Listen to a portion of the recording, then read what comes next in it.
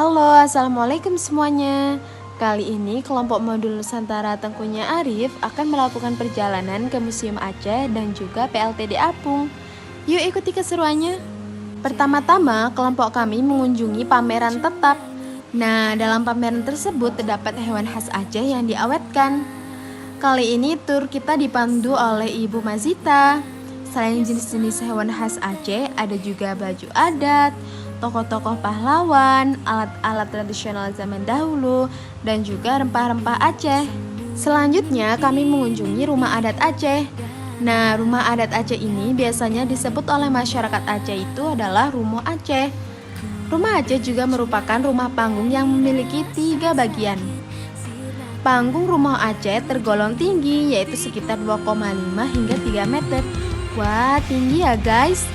Setiap rumah ini selalu terdapat rambat atau yang disebut dengan ruang utama. Rumah Aceh didesain sedemikian rupa karena berkaitan dengan kepercayaan masyarakat Aceh pada zaman dahulu. Ekspresi keyakinan itulah terwujud dari bahan-bahan rumah Aceh yang semuanya diambil dari alam, seperti tiang yang terbuat dari kayu pilihan, dinding dari papan kayu, atau dari rumbia. Bahkan bagian-bagian rumah Aceh ini tidak dipaku dengan besi loh, melainkan dengan pasak atau tali dari rotan. Kunjungan ketiga, kelompok kami mengunjungi pameran temporer. Nah, pada pameran inilah terdapat peninggalan-peninggalan warisan peradaban masa lalu yang sangat berharga. Terdapat banyak sekali manuskrip dari berbagai provinsi, berbagai jenis gaya dan pola penulisan aksara yang ditoreh di berbagai media tulis dari masa aksara. Dan yang terakhir nih guys, kelompok kami mengunjungi Museum PLTD Apung atau biasa yang disebut dengan pembangkit listrik tenaga diesel.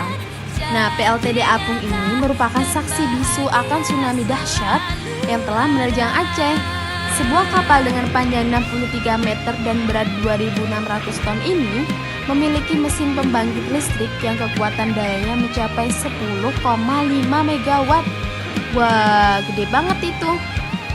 Saking dahsyatnya gelombang tsunami mampu menyeret kapal tersebut sampai sejauh 3 km ke pusat kota Banda Aceh yang sebelumnya berada di laut, tepatnya di pelabuhan penyeberangan Ulele.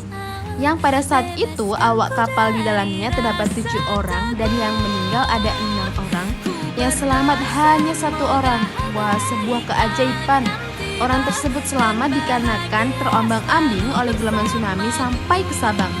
Dan hingga saat ini kapal berlokasi di desa Punglangcut, Banda Aceh. Apabila kita naik ke atas kapal ini, kita bisa melihat Pulau Sabang dari atas kapal tersebut loh. Wah, menarik sekali ya untuk hari ini. Sekian perjalanan kami untuk hari ini. Jangan lupa untuk like, komen, share, dan subscribe supaya nggak ketinggalan nih update dari kami untuk perjalanan selanjutnya. See you. Wassalamualaikum warahmatullahi wabarakatuh. Tengkunya Arif, Kita wisata BMN-nya. BMN